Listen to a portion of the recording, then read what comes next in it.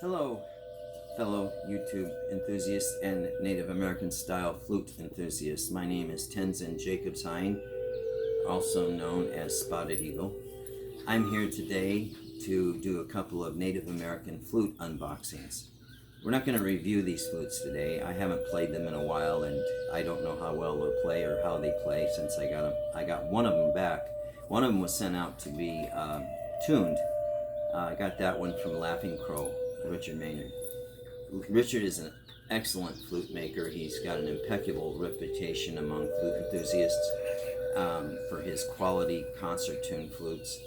And he sent me a flute a couple months ago, and after playing it for a while, I came to the conclusion, along with another friend who's an expert musician, that it was just a little bit sharp, a little too sharp.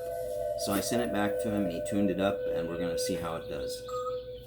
So this is that one today. There's no tape on the end of this box, so we'll just go ahead and open it.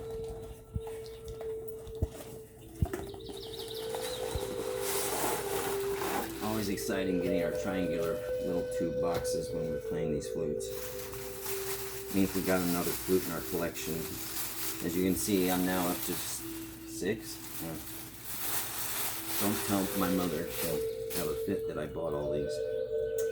So, anyways, here it is. It's a Padauk flute. It's in the key of A, and the Padauk wood is amazing sound. It's got beautiful clarity from bottom to top, and I can hit, at least I was hitting notes on here that were 1 or 2 notes higher than you're supposed to be able to get on a flute like this. So that made this an exceptional flute. So, and I'm sure it still is, but now it should be in tune. I was commenting, I noticed earlier when I was looking at it, this little tuning hole here was adjusted. A little bit of filing, I think, was done to make it a little less sharp. So here we go. Let's see how it plays.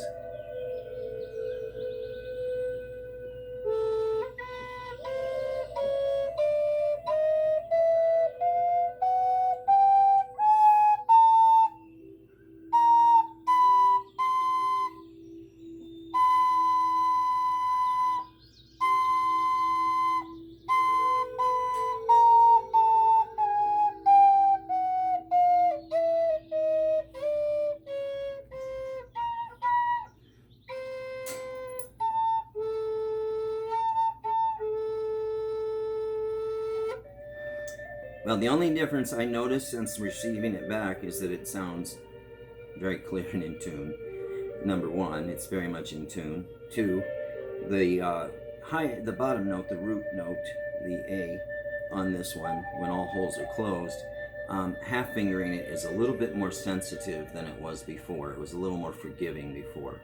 But that's not something I can't work around. I also haven't played this in over a week, so I'm not quite used to the breath control that it takes for this flute yet. I've got to practice up on it again.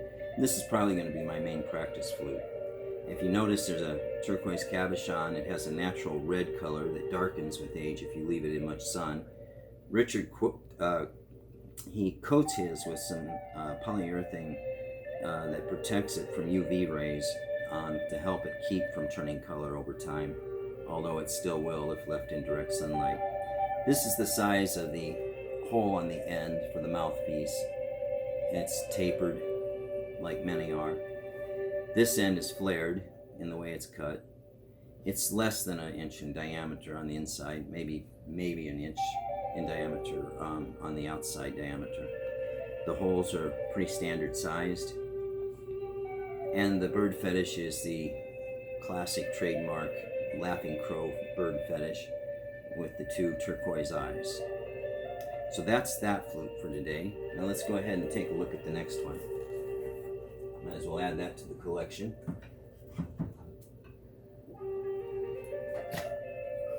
Get my favorite knife out. Open this up. Now this flute I bought on eBay last week. We had a holiday, so it took a little longer to get it here.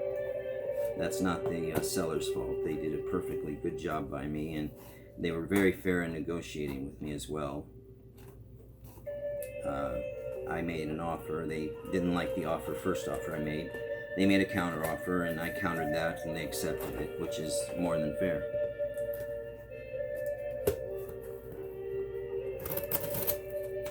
Okay, let's see how that. There we go.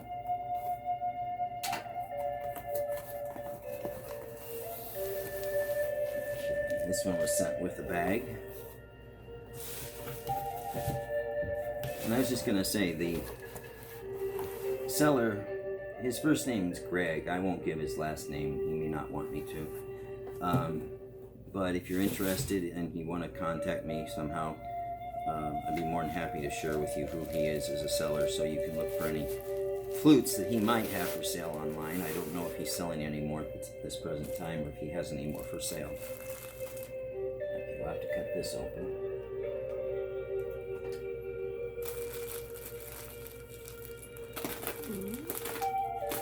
It's always exciting getting those triangular boxes when you love flutes.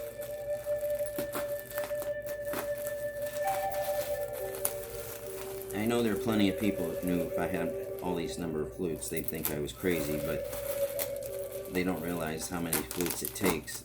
See, each flute is keyed to a certain key. So if you want to play in a different key on a Native American style flute, you have to go and buy a different flute in that key. Okay, let's just get this thing opened up. Certainly wrapped it up very good. Very well protected. I don't think an elephant could have stepped on it and done much damage the way it was shipped. So thank you, Greg, for your careful shipping. Just like I thought. Beautiful. Now, here's the drawback, is I'm forgetting who the maker was. I will have to post that a little bit later in the notes on this video, if you look for it. It's a very famous flute maker, and I'm sorry, I'm forgetting the name. Pause it. I can. Okay, I had to take a little minute to look and see who the maker of this flute was, and it is John Stillwell. This is his Craftsman series flute. It's his, I believe, mid-range flute. It's not the entry level. They normally run about $200, but this one has a ceramic insert in the air chamber. That ceramic insert was a special design of his own that allows the moisture from your breath to be transported out of the air chamber past the flue and into the flute body, where it won't do any harm or cause wetting out. It doesn't prevent wetting out 100%, as I understand, but it does significantly cut down on the problem. I don't know about you, but when I breathe, I don't know if I'm spitting when I tongue or if I'm just got a very moist breath, but I seem to wet flutes out so fast, and it is a frustration if you don't have a whole bunch of flutes to turn to when one goes bad on you, or when one temporarily goes out on you. So anyways, this is John Stillwell's Craftsman flute. This is made of maple, and I can't remember the other wood. Oh, I will have to look it up later. But we've got two beautiful woods here. They're both combined into the bird fetish and block. He designs his flute specially in one other way. If you look at the end, you'll see that it's not round. Okay? That end on it is kind of a triangular shape. What that does, it allows for a flatter fingering hole surface, so that you can do a little bit better fingering, a little bit more comfortable than it is normally on other flutes. To do that, he has used a two-piece construction on his flute, but when he cuts them, he doesn't cut them down the side here. He doesn't put them together on that lengthwise there. The seam is running down the top and the bottom of the flute. So let's see how this sounds. Make sure it lines up good.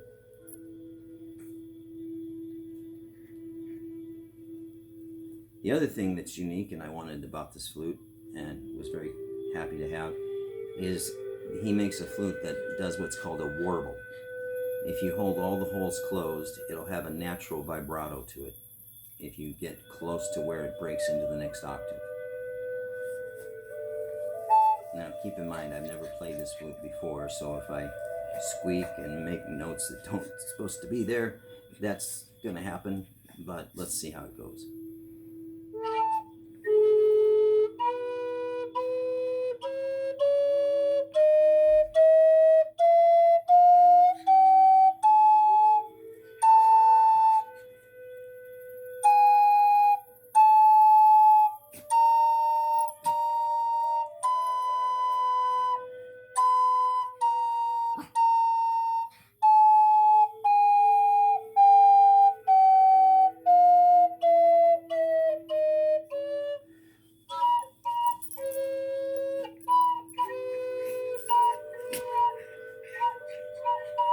Can't half-fool with it.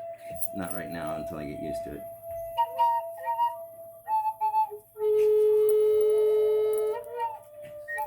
Takes very little air, back pressure.